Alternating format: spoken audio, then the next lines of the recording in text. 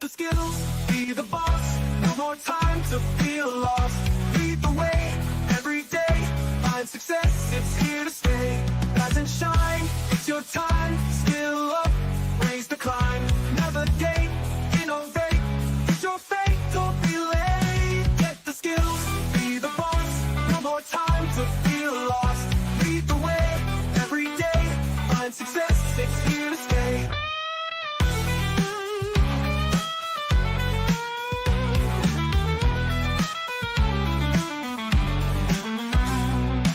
If you're a new manager or hoping to be a new manager, join us in our exploration into what managers need to know. This program will set you up for success by building your knowledge and confidence in the skills you need to be effective. Hello, and welcome back to What Managers Need to Know and our fourth session on conflict management skills. On the first session, we looked at what conflict is, and then in the second session, both the good and the bad aspects of conflict. Then last week, we looked at the first two of 5 different basic conflict management responses. The compete, where the focus is on winning and everyone else losing, because the focus is on the goal.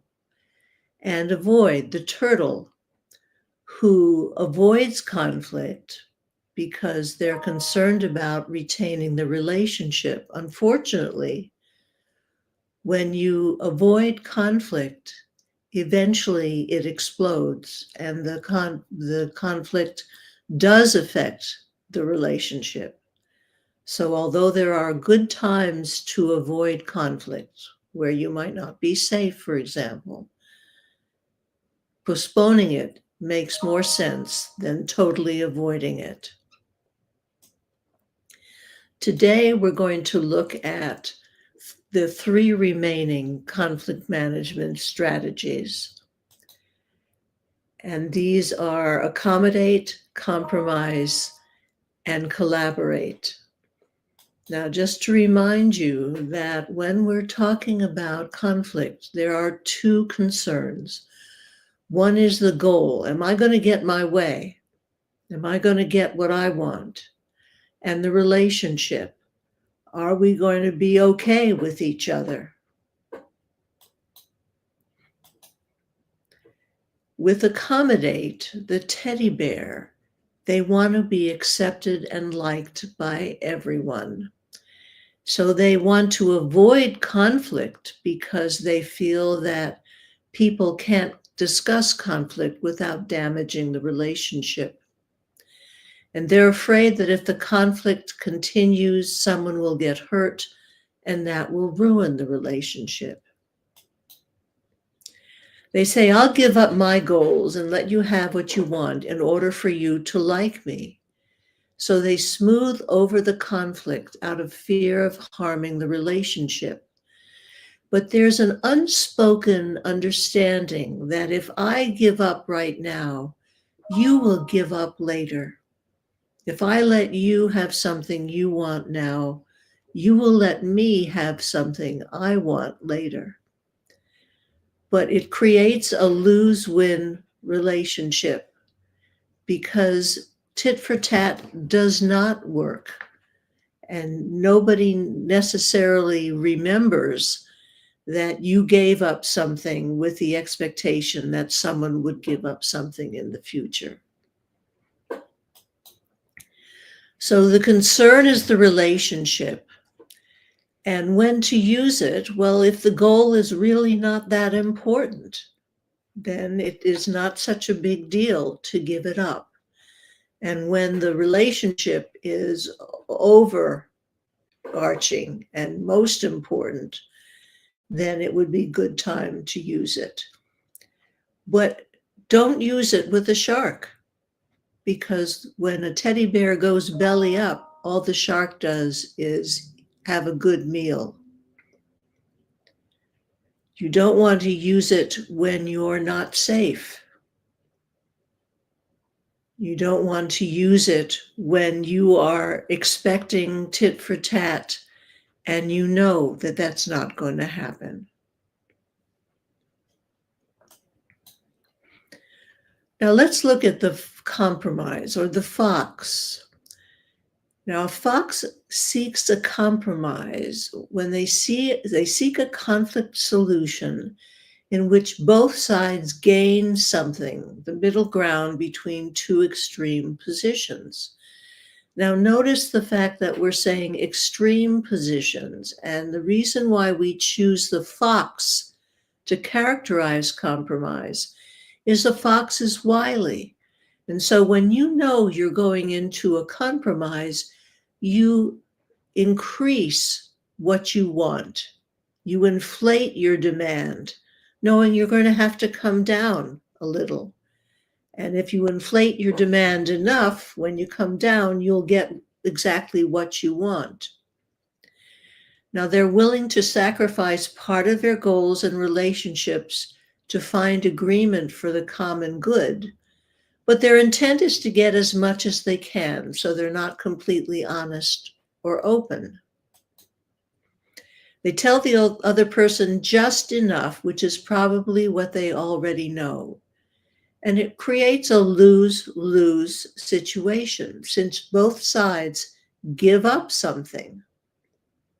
And I know very often in business, we talk about how important it is to compromise. But think about it for a moment. Both of you are giving up something, and whoever plays the game better gets more of what they want. So the concern is theoretically the goal and the relationship. We use it when there isn't any other way to work out some resolution. But you don't want to use it when you know that both people are going to leave unhappy, which means the conflict is not resolved and it is going to pop up somewhere else. Finally, we have the owl, collaborate. They view conflict as a problem to be solved and seek a solution that achieves both their own goals and the goals of the other person. They also see conflicts as a means of improving relationships by reducing tension between two people. They try to begin a discussion that identifies the conflict as a problem, which depersonalizes it. By seeking solutions that satisfy both themselves and the other person, owls maintain the relationship. But they're also not satisfied until a solution is found that achieves everyone's goals. So they are concerned about goals and relationship. Their intention is to solve the problem, which they do with complete and open honesty. This is the only conflict management strategy that creates a win-win situation. The concern is the goal and the relationship. When to use it? When the other person is open to defining the conflict as a problem. When the other person is interested in retaining the goal and the relationship. When not to use it.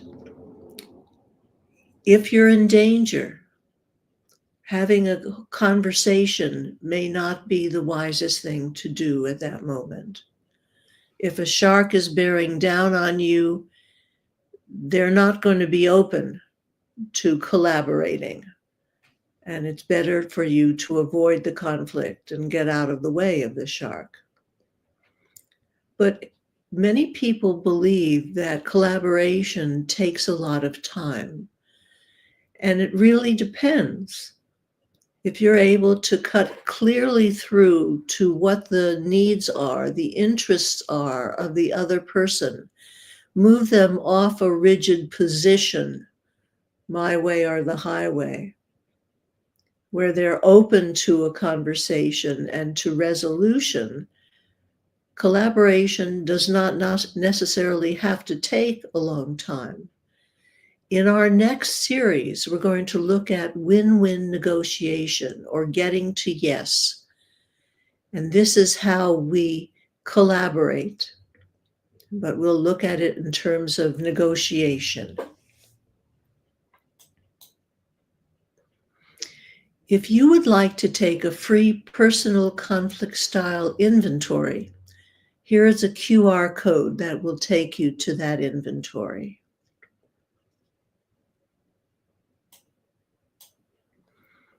And if you'd like help in managing conflict, in learning conflict management skills, please schedule time to talk with me, and you can use this QR code to get on my Calendly link.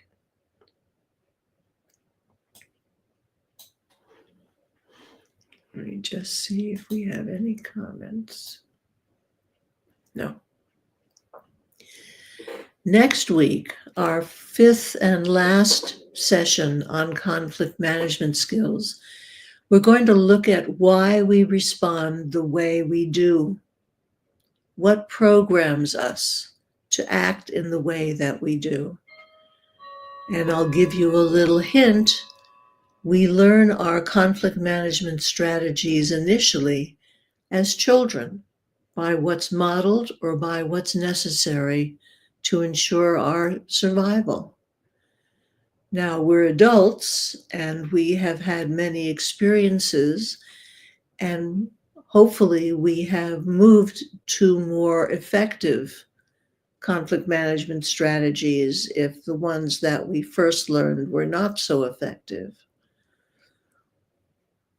But when we're highly stressed, it's very likely that we will go back to that earliest learned conflict management strategy. So we will look at what comprises that and how to change that in our next session. There we go here. So thank you for sharing your time with me, and I'll look forward to seeing you next week.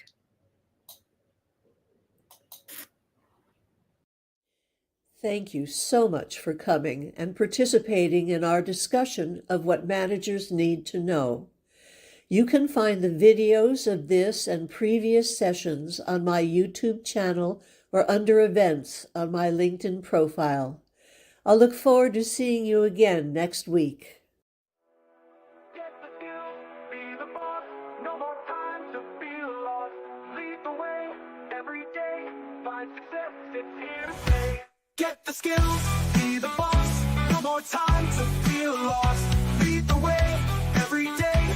Find success, it's here to stay. It's here to stay. Oh, it's here to stay. It's here to stay.